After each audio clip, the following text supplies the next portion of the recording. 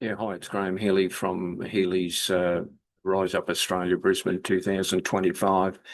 In the background, I've just done a poster, the Truth blog, Graham Healy, Prophetic and Political, Australia First. And I did a short video regarding Donald Trump basically as a bulldozer, um, recalibrating the whole of the global agenda which is very positive. And it just says here Trump is reconstructing the global agenda for the benefit of all future generations, cutting off the head of the snake called Islamic terrorism in Iran. And of course, other parts of the world, because Iran has been the proxy, or not the proxy, but the sponsor of most of the terrorism around the Middle East and certainly around other parts of the world because they've funded it and run their proxies from the headquarters in Iran. So what Trump is doing is critically important. A lot of people are out there who don't know any better, including Australian politicians, are going on about in a negative way about Trump. But look, I'll just flick that down and read part of what I put in this particular post, and I'll also load this video up as well.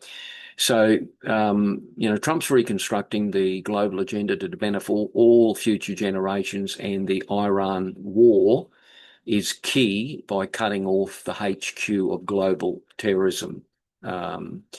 So, again, I'll go on about Trump being the bulldozer, basically reconstructing the geopolitical stage. And this is a mission he's had all his life. I mean, when you look back in 1987, Trump was saying the same thing there, where, the whole of the United States was basically supporting various other countries without any fiscal return at all.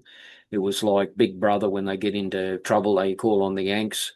And as Trump said, well, it's time we recalibrated that, and especially with the UN. UN is dysfunctional and actually run by, has a great percentage of, Arabian influence, terrorist influence, African influence in the UN now, and it's dysfunctional.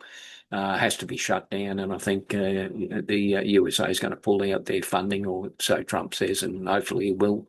Now, the important thing we get to is Easter. Now, Easter will be a pivotal point in the Iran war, and the reason is that just before Easter, all hell breaks loose, and it's usually a lot to do with spiritual forces. And inevitably, just before Easter, you'll see a lot of things happen. And it's what I call the dark side being stirred up, which happens every Easter, basically. So you can read the rest of this. I'm just going on memory from what I said. But you'll find that if any of the terrorists and what have you, Easter will be their target time.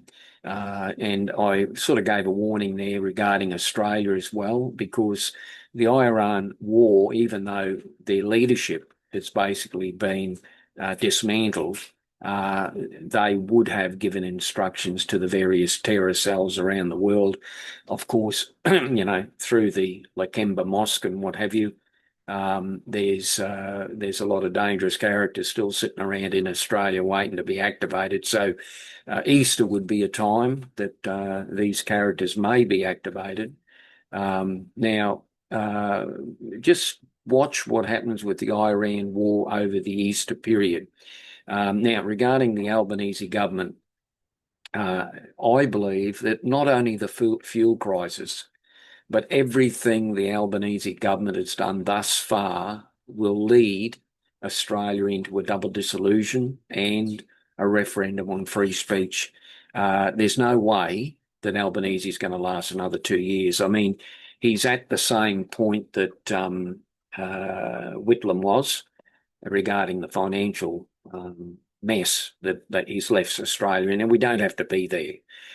The other thing is we're seeing the rise of One Nation Party. Now, there's an interesting, and I mean, wasn't over the top regarding One Nation, 6 months ago, and I thought, okay, they're a voice, and they're a conservative voice and what have you. And I was sort of waiting on the Liberals to sort of get their act together, and that, and it looks as if to me that the Liberals have totally dismantled themselves. The National Party also has dismantled itself. So what I've seen with One Nation is that you've got heavyweights like Barnaby Joyce that's actually moved over to One Nation. So we're seeing the rise of One Nation.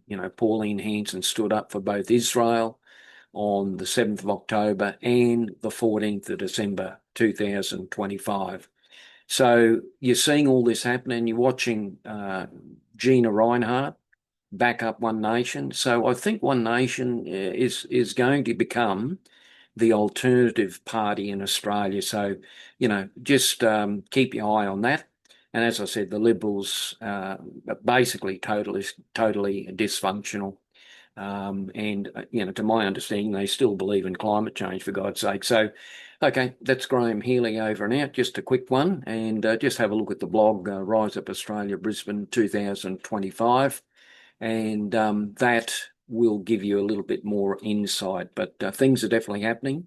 Watch what happens over Easter. As I say, there's always a spiritual pivotal point over Easter. So Graham Healy, Rise Up Australia, Brisbane 2025. Have a great day.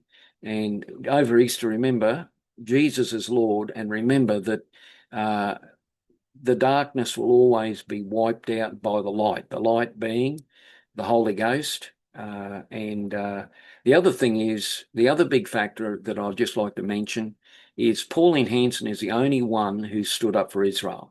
None of the other politicians did. And as a matter of fact, some of our so-called popular politicians actually are against Israel. And by default, they're actually against Donald Trump.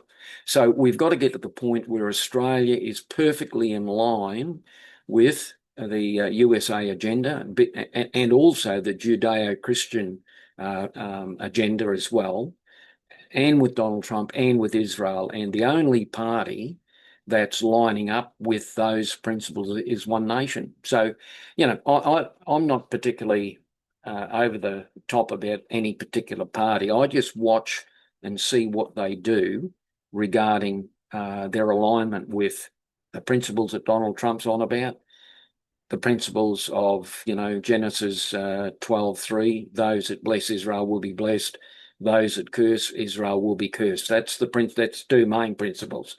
And so the only party in Australia that's actually lining up with that is One Nation. And you see they're attracting a lot of good people, such as Barnaby Joyce, who's quite a very smart man, former Vice Prime Minister as well. So he's got a lot of political weight. And also you're seeing Corey Bernardi, and I believe that Alex Antic could be joining One Nation shortly. So you're getting a lot of political heavyweights who have been talking the talk for some time and have given weight to One Nation. Of course, you've got Malcolm Roberts as well, who's always been a warrior for justice and against the climate change. He's exposed that over his career. I followed Malcolm for years. So, it looks like the rise of the orange wave in Australia is happening. So keep a very close eye on that. Keep a very close eye on what happens over Easter relative to Iran. I mean, Trump's sent in I think it's the paratroopers or the Delta Force or something like that in the Straits of Hormuz there.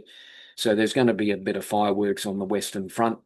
And it'll be interesting to see what happens with the fuel crisis in Australia. I mean, we're in a financial crisis. Now we're in a fuel crisis. I mean, Albanese's as good as gone. But, what's the replacement? The Liberal and Labor Party got nothing. They're dysfunctional. The Nationals are dysfunctional.